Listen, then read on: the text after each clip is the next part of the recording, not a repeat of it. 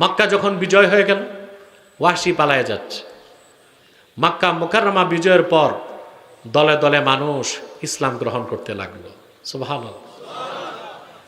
মক্কা বিজয় হয়েছে বিনা রক্তপাতে। শুধু 4 জনকে রাসূল করিম সাল্লাল্লাহু আলাইহি ওয়াসাল্লাম মৃত্যুদণ্ড দিয়েছিলেন। কয়জনকে? দলে দলে লোক মুসলমান হতে লাগলো।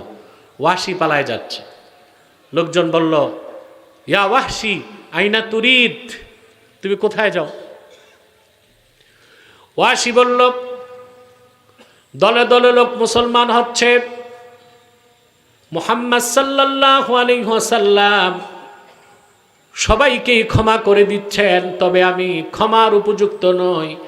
আমি সেই পাপী জালেম যে কিনা উহুদ ময়দানে গিয়েছিলাম ভাড়াটে খুনি হিসেবে। রাসূল করিম সাল্লাল্লাহু আলাইহি সাল্লামের আপন চাচা আমিরে হামজাকে আমি হত্যা করেছিলাম।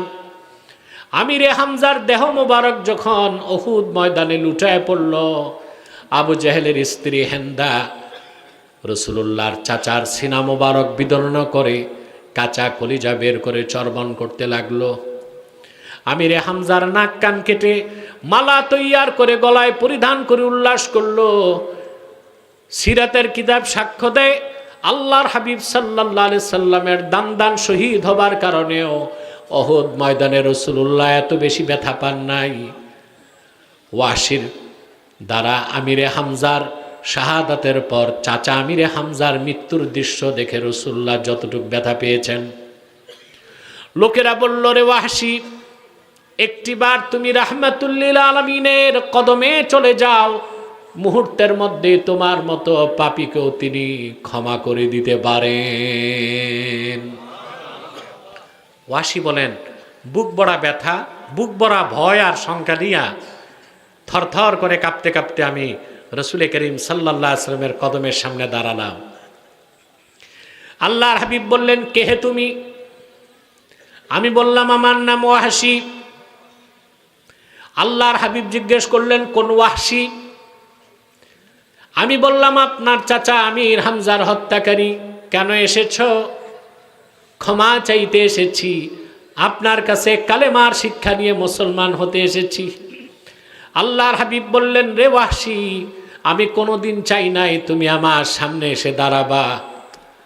তুমি আমার সামনে আসলে চাচা আমির হামজার মৃত্যুর দৃশ্য আমার চোখে বেশি উঠে। তবে যেহেতু চলেই এসেছো, ক্ষমাও করে দিলাম। আর আল্লাহ তাআলা দ্বীন ইসলামের দরজাও তোমার জন্য খোলা রেখে দিয়েছেন। ওয়াহশী বললেন, ইয়া রাসূলুল্লাহ সাল্লাল্লাহু আলাইহি সাল্লাম, আমি মুসলমান হব একটা গ্যারেন্টি পেলে। কি পেলে? সুযোগ পেয়ে গেছে তো, সুযোগের সদ্ব্যবহার করতে লাগছে। আমি ঈমান আনলে আল্লাহ আমাকে ক্ষমা করে বেহেশত দিবেন, এটা আল্লাহ ওহির মাধ্যমে আপনাকে জানাবে। আপনার নূরের জবানে 2 কানে আমি যদি শুনি, তাহলে মুসলমান হব। সুবহানাল্লাহ বলবেন না? আপনাকে মাহফিলে না কবরস্থানে? বোঝা যাচ্ছে না তো। সম্মানিত সুধী,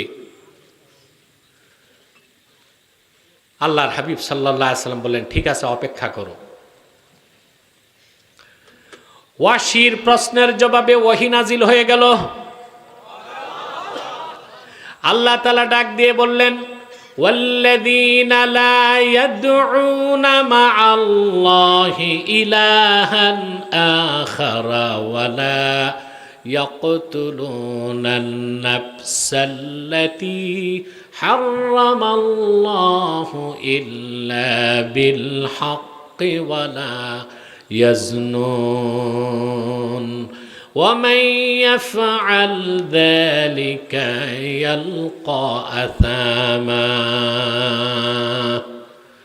আল্লাহ পাক ঘোষণা করলেন, আর যারা মহান আল্লাহর সাথে অন্য কাউকে ইলাহ হিসেবে ডাকবে না, মানুষকে হত্যা করে না অন্যায়ভাবে এবং জিনা করে না, আল্লাহ তাদেরকে ক্ষমা করে দিবেন। ঈমান আনে যদি তারা, আল্লাহ তাদের ক্ষমা করে দিবেন। আর এই কাজগুলোর মধ্যে যে নিয়োজিত হবে, কঠিন শাস্তি তারে পাকড়াও করবে।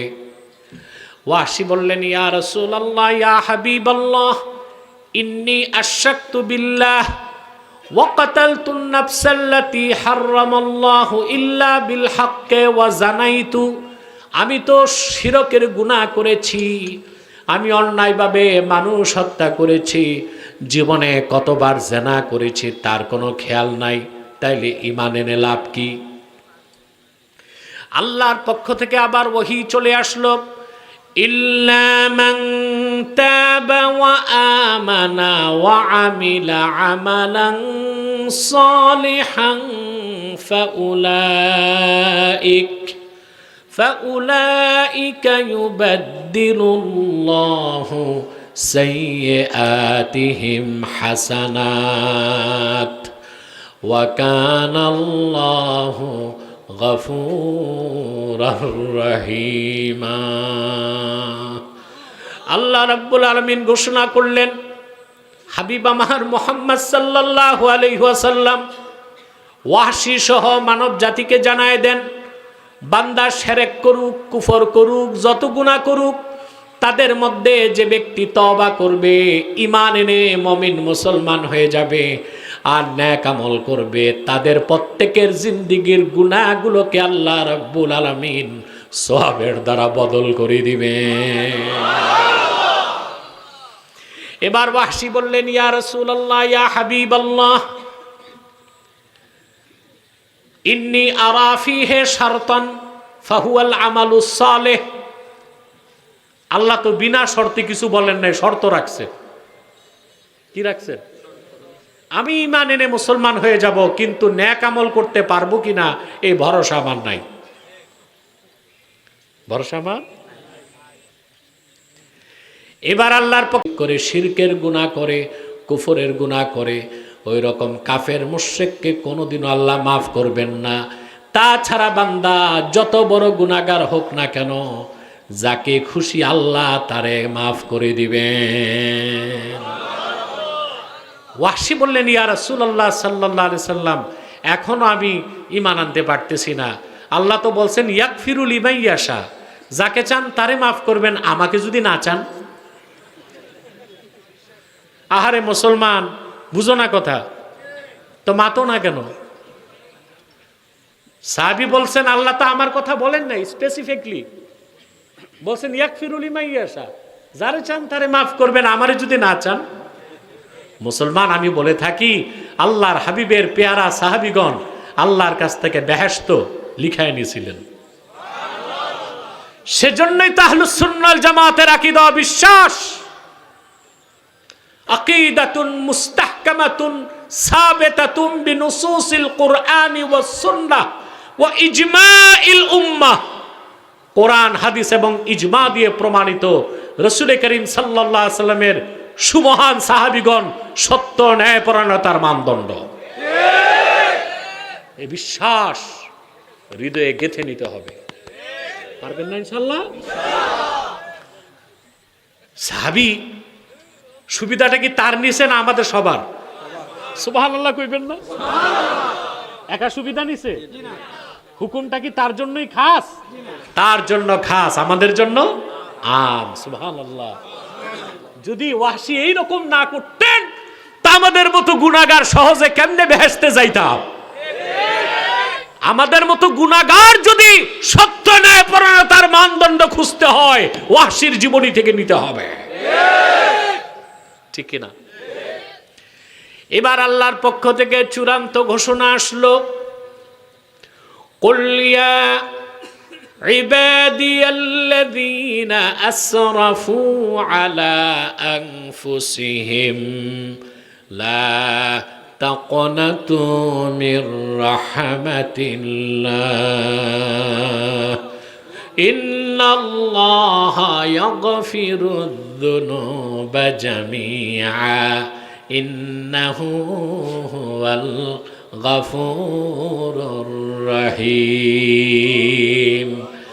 আল্লাহর পক্ষ থেকে ওয়াহশীর জন্য খাস, বাকি উম্মতের জন্য আম, চূড়ান্ত সুসংবাদ চলে আসলো। আল্লাহ ঘোষণা করলেন, দোস্ত আমার মুহাম্মদ সাল্লাল্লাহু আলাইহি ওয়াসাল্লাম, আপনি ঘোষণা করুন, হে আমার বান্দারা, তোমরা যারা নিজেদের উপর জুলুম করেছো, কোনো নিরাশ হয়েও না আল্লাহর রহমত থেকে। যদি তোমরা ঈমান আনতে পারো, সুবহানাল্লাহ, আল্লাহ তোমাদের জীবনের সব গুনাহ মাফ করে দিবেন। নিশ্চয় আল্লাহ রাব্বুল আলামিন গফুরুর রহিম। তো রাসূল করিম সাল্লাল্লাহু আলাইহি সাল্লামের ইত্তেবা করলে কি হবে? ইয়াগফির লাকুম যুনুবাকুম। কিভাবে আল্লাহ মাফ করবেন, কি পর্যায়ে মাফ করবেন, তার ব্যাখ্যাটা এতক্ষণে হয়তোবা কিছুটা হলো আপনারা অনুধাবন করতে পেরেছেন, ঠিক কিনা?